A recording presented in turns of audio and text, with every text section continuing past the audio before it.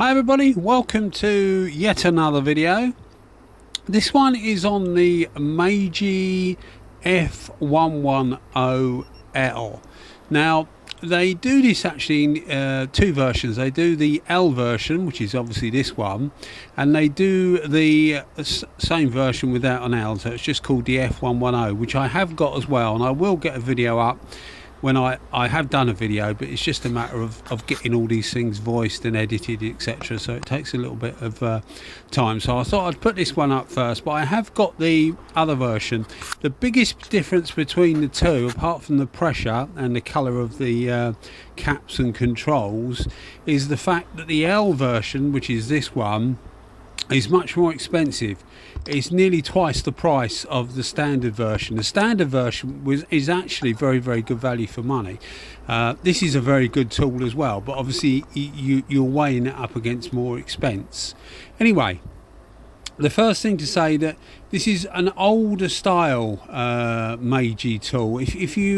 If you've seen some of my other videos on the finer force and the finer core, etc., you'll know that they're a bit more futuristic styling, a bit more modern styling. These are an older styling, but it doesn't mean to say that they're you know, an old gun, because they're actually not. They actually work really well. Probably not as well made as the other ones, the finer force and the finer core. I think the finer force is probably the best made spray gun I've seen. The finer core is right behind it, really. And these are extremely well made. These ones would be equivalent to, say, an Iwata, the Kiwami 4, that sort of thing. So they're very well made. They're just not quite to the same quality. You'll find that the F110L, which is this version, is actually a chrome body, and the F110 is sort of like a polished aluminium body. But both of them are really nice finishes. They're obviously quality guns, but they're just not quite the top-notch quality that the certainly the finer forces and the finer core to a slightly lesser extent, because they are absolutely superbly made. But anyway, a very good, well-made gun. Now, money-wise, these things, as I say, they're quite expensive. I think it's about 4 or 5 months ago, and I bought them with some other tools, but I think that it cost me about 200 GB pounds. I'm sure it's around about that, maybe a bit more, maybe a bit less. And I know that the prices have gone up. I know they've all gone up. Meiji have gone up, Iwata have gone up, and so have DeVilbiss. This is in Japan, well, everywhere really, but particularly in Japan. So I got this from Painting Tools Japan. I will mention them because people often ask. I do buy it. I do pay for them. He looks after me in that, gives a very good service, and I'm very happy with the service. Nothing's gone wrong really, so there's no need to sort of try that side of the service, but I'm sure he would look after me. But yeah, I'm only telling you basically because people do ask, and that's where I got it from. So I'll put a link in the description to their Instagram page, which is what I use, but they're also on eBay as well, so you can find them there. And obviously if you fancy one, then you can get one. So let's start talking about the gun. So the L version stands for low pressure. When you see the gun a bit closer up, you'll see it actually says low pressure on it. Now it's recommended that you use the gun at about 1.2 bar, which is, what's that when it's at home? It's probably about 19-20 psi, something like that. Now I found that for base, I find the ideal setting about 1.1. Now this is metallic base. Most of the stuff I do metallics or candy type colors, so I haven't used it for solid colors, but I'm sure it would cope admirably at 1.1. I didn't see any need to go any higher than that. It seems to lay the metallic down really well. One thing that you'll notice with this on the base coat, particularly on the clear coat, and we're doing clear coat and base coat in this video, when we get to the clear coat, as I say, you can notice it on the base as well, but there's very, very low overspray, and it's one of the real advantages of these low pressure guns. I know you're paying more money for them, but they tend to really keep the overspray down. I mean, things like the LPH 80 does a similar thing.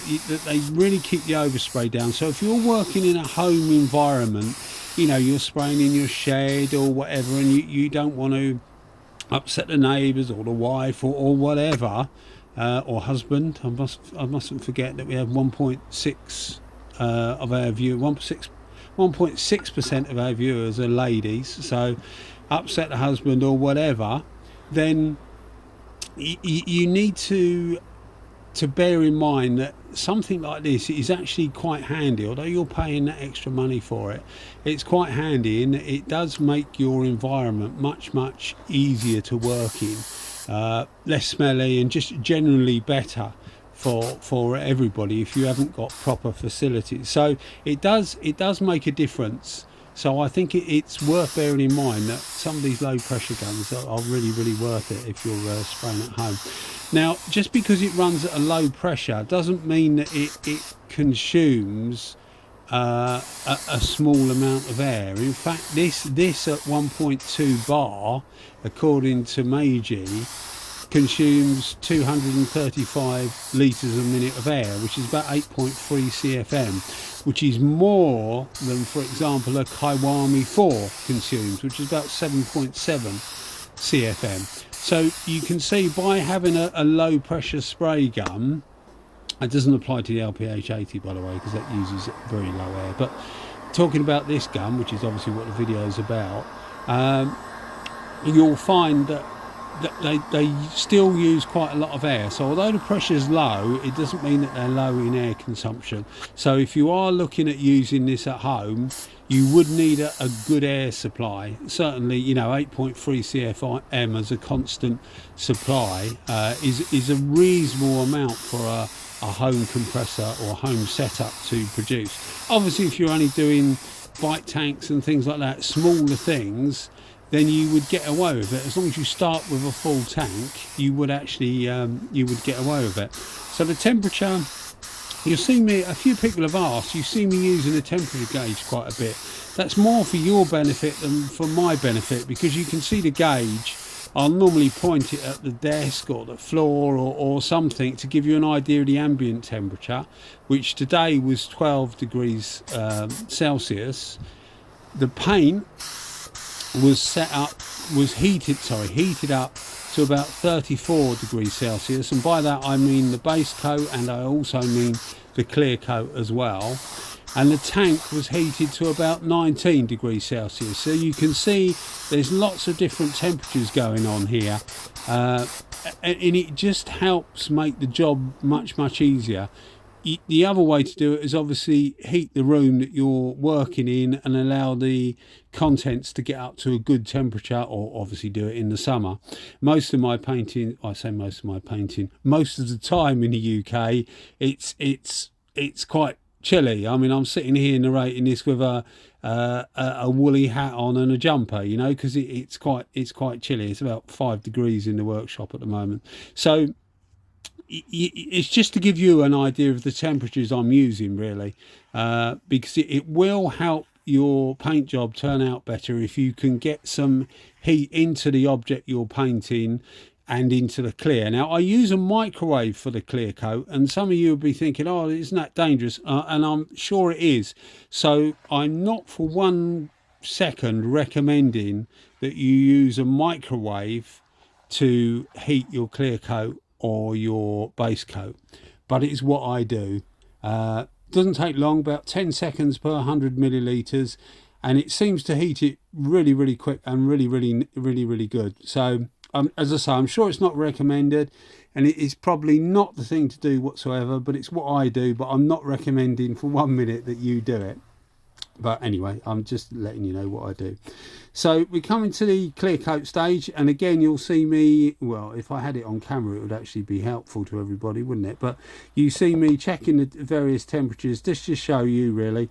But we've heated the clear coat up, and you'll find that it just runs out better. And I'll try and remember to put a link in the description to a video I did, and it's literally just pouring it through a Ford cup to see the difference in speed, so the difference in viscosity that heating the clear coat up. And it was on a day when it was about 8 degrees Celsius, and you see the clear coat going through the cup, and it takes somewhere in the region of about 20 seconds. I'm going by memory here, but like a year and a half, 2 years memory. But it was something like 20 seconds to go through the cup. And then you heat it up to 35 degrees, or 32, I think I did it there, Celsius. And when you heat it up, it goes through the cup in about 9 or 10 seconds. It's something like that. Don't quote me exactly, but it's something like that. But it makes a world of difference, and that's the only difference, was the fact that the clear coat was warmer. And it will have that effect on the object you're painting. If you're putting a warm clear coat onto the object, then it will help it flow out better before it actually starts to solidify, and that gives you a smoother surface. If that's what you want, it gives you a smoother surface. Now, putting heat into the object does exactly the same thing. Well, it doesn't do exactly the same thing. It helps. It's a similar thing. It allows the clear coat to maintain that temperature when it hits the object. Most of the objects will be metal or plastic that we paint, sometimes concrete, but we'll go into that another day. But most of the things will be metal or plastic. So if you can get some heat into what you're painting, metal will hold the heat better than plastic does. It also helps that clear coat run out. So although I mentioned temperature a lot, it is quite important, and it is something that you do need to pay attention to if you're doing it in a situation like me, or like you might be at home or whatever, where you haven't got full control. You know, if we had a booth that we could whack up to 25 degrees Celsius and do our painting, leave it for 5-10 minutes for the clear to run out, switch it to bake on 60 degrees for half an hour or whatever, life would be great. But you know, a lot of us haven't got that sort of facilities. I'll put the gun settings on the screen so that you can see them if you're interested in that. But it's actually a really good gun, this. It's, as I say, the lack of overspray is one of the things you really notice. They do it in a 1.5, and they do it in this particular one, they do it in a 1.5 and a 1.3. I went for 1.5 because I thought that it would just put out more material, because neither the 1.3 or the 1.5 put out that much material. I think Meiji quote about 110 millilitres a minute for the 1.5 and about 100 millilitres a minute for the 1.3. So not loads by any means. I cranked the pressure up for the clear coat that you see here to 1.3 bar, which is slightly over the recommended pressure, and it worked absolutely fine. It gave a cracking finish. You'll see there where it says low pressure, and you see the chrome finish, which is different to the F110. And as I say, I will get a video up. And what I do is I do a little intro of a video. When I do the F110 without the L, I'll do a little intro video, and we can see the difference in the caps and the bodies, etc., just so that you know what I'm talking about, which you know, sometimes it's difficult to explain these things all the time. So yeah, a really good gun. The clear coat was multi-mix 2, which is quite a good clear coat anyway. I know some people have trouble with it. A few people have messaged me on Instagram and said that they have problems with it, and I haven't had any problems with it at all. But you do get that with clear coats sometimes. Maybe they just don't suit your spraying style, or don't suit the equipment you're using. It does happen that way sometimes.